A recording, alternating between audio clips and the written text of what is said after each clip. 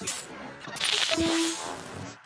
again, everybody. I'm Brandon Gaudin here in the booth. With me, as always, Charles Davis. And you know, Charles, Larry took a moment to highlight a couple of the tight ends that we're going to see in this game. Both of these teams really look to get them involved in the offense early and often, don't they? And we continue to see in the NFL how the tight end is becoming more and more of a highlighted position. Some of these guys can flex out like wide receivers. A lot of them can come inside, block as well as catch passes. He's exactly right. Tight end, that's a position we'll continue to follow as this game unfolds. The New York Jets taking the field. We'll see what they can do here on offense in just a second. You look at their quarterback position in total, though. You had Josh McCown making 13 starts last year, but he'll be a free agent coming up, and he's going to be 39 years old next year. And Bryce Petty ended up making 3 starts. Remember Christian Hackenberg, who was drafted in the 2nd round 2 drafts ago, never got on the field again this season. So when you're looking at what they're going to do, you have to think quarterback figures prominently into their draft pick, and they should have a very high draft pick this year. But I wouldn't let McCown go just yet because they've shown no confidence in Hackenberg, and Bryce Petty didn't exactly light it up when he was on the field as well. Now a run. This is Bilal Powell. He takes this for 3 to the 29. And we take a look now at the New York offense. Matt Forte has been a stat stuffer his entire career, running it, catching it, able to get into the end zone and produce points for his team. But what he is to me is a stabilizer, can stay in there and handle blitz pickup, keep his quarterbacks clean, and of course, move out and catch the ball out of the backfield. Now some movement before the snap. And we'll hear from our referee for the first time this afternoon. So that'll back him up 5.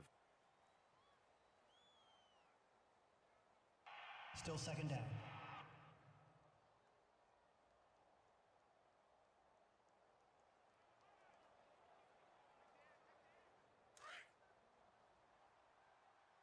AT's moving. AT's moving.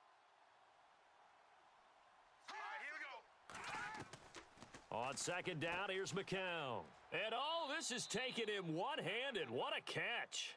And they'll take him down at the 31-yard line. The reception good for 7. It's 3rd down. It's gotten to the point where we see guys like that make that type of a catch. Not fair goes through my brain.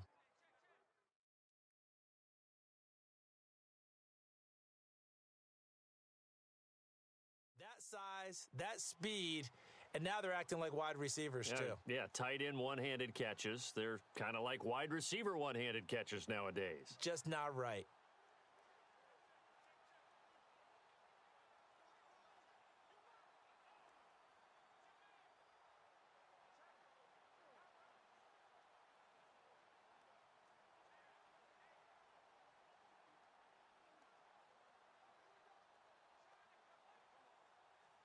Third play here, this opening drive, as they're up against a 3rd and 5.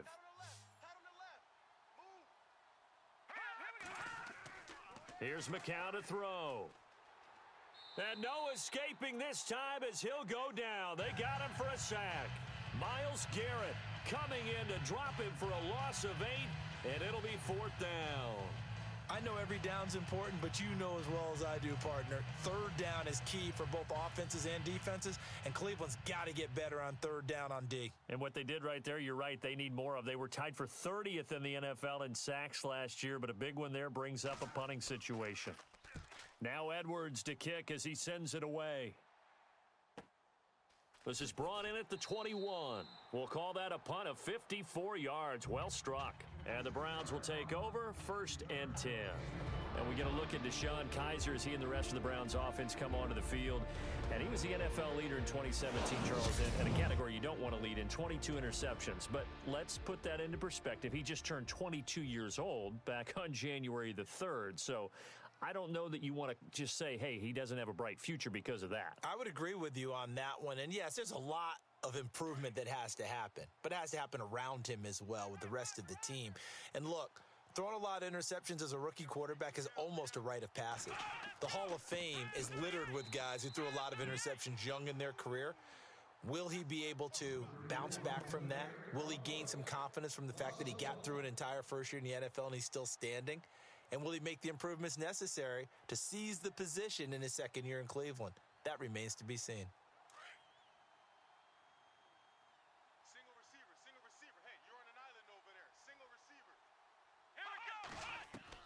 Kizer now on second down.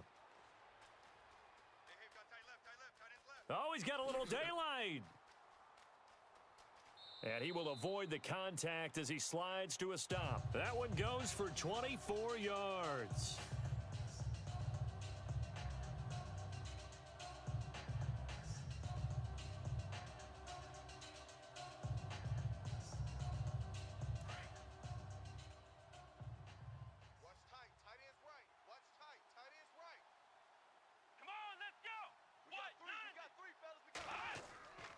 A first down carry now for Crowell. And he's going to fight his way forward here for a modest gain. 5 yards on the carry. Good pickup on first down.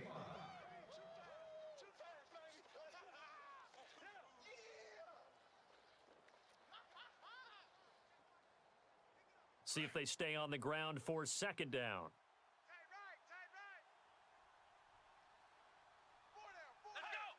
Offensive line wasn't set. There's the flag, and 5 yards back they go. Quarterback has to look around and make sure that his team is ready to go. Sometimes the quarterbacks go faster than is necessary. That's on the guard, Kevin Zeitler, first-round pick back in 2012.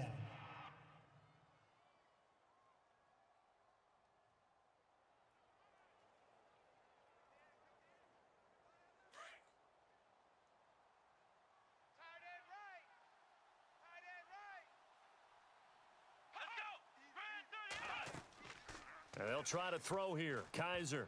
And the hit jarred it loose. It's incomplete.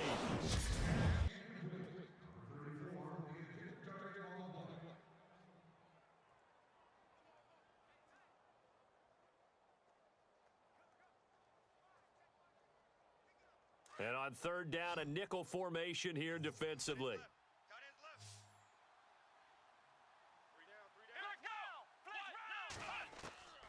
From the shotgun, it's Kizer. Kizer hit, and he lost the football. And the Jets have recovered.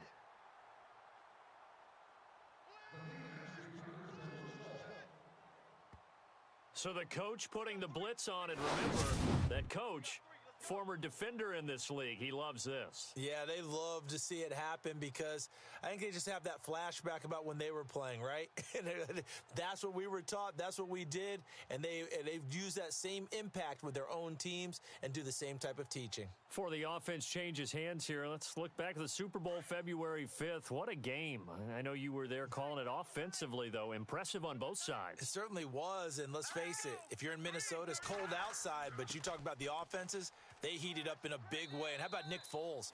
Backup quarterback turned MVP. 373 yards, 3 touchdowns, and, of course, the big one receiving on the Philly special. Quite a story. And as you and I were talking about off air, it was just a fluid game. Not a lot of penalties, just really clean play. Exactly the type of game the NFL needed for the audiences at home watching the game and, of course, people in attendance. A really well-played game.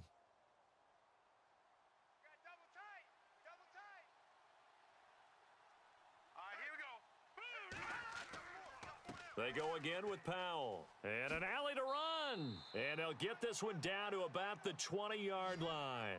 14 yards is the pickup there at a Jet first down.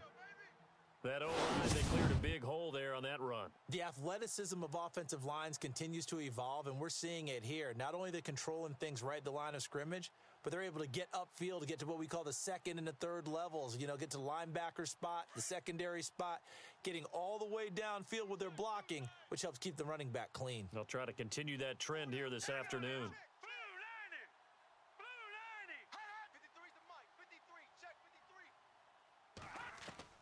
McCown now on first down. It'll be a pickup of just 2, and that'll bring up second down.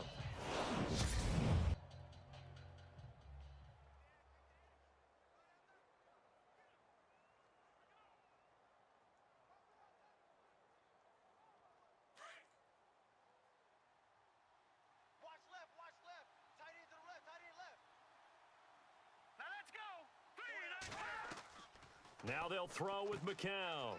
Out to the flat. That's complete to his running back. And he will be brought down at about the 6-yard line. It's an